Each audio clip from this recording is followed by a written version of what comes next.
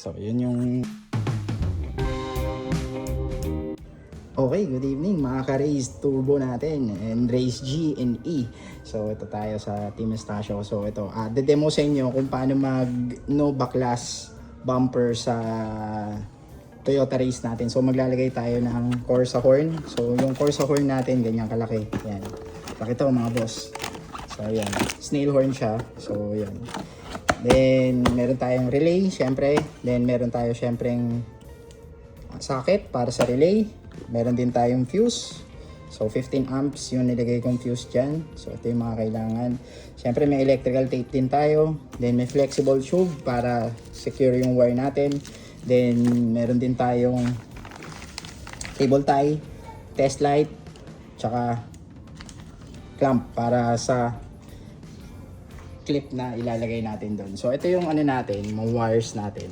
So, gauge 18 to mga sir. So, pagdating naman sa accessory at saka sa live wire, gauge 16. So, yun na ilalagay ko. So, 12 volts naman yan. So, ito. So, although nalagay na natin yung horn natin, so, kinuha ko yung ito, no backlash bumper. So, sundutin nyo lang dyan yung mismong wire ng stock horn. Yung stock horn kasi nandito eh. Ayan. So, yung wire nun, kunin nyo.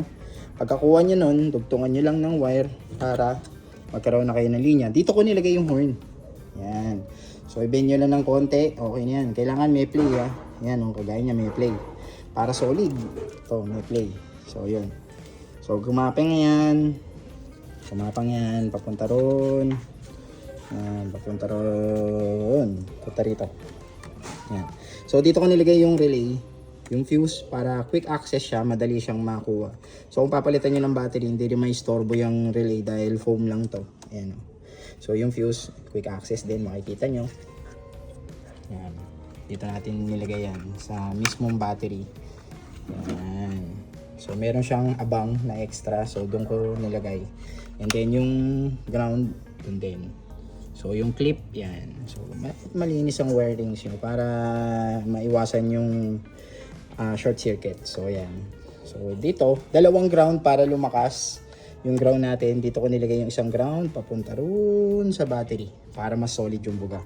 So yun mga boss, quick lang to. So wala akong dinawang baklas sa bumper. So unless mag-Europa ako, kailangan kong ilagay dun sa ilalim yung mismong horn. So yun, testingin natin yung bumper. So race turbo yung sasakyan namin. So yun. Yan. So, yun yung solid niyan. So, wala ring saya dyan sa ilalim, sa mismong hood. So, pagka sinarado nyo yung hood niyan, so, walang tama, hindi tatama. Kasi, eto yan.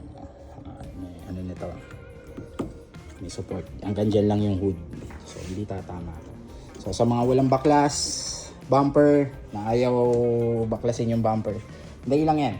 So, yung diagram po ng relay, isa-send ko lang po sa inyo para po sa mga magdi-DIY. So, yun lang po mga ka-Race Turbo at Race G at E. Salamat po!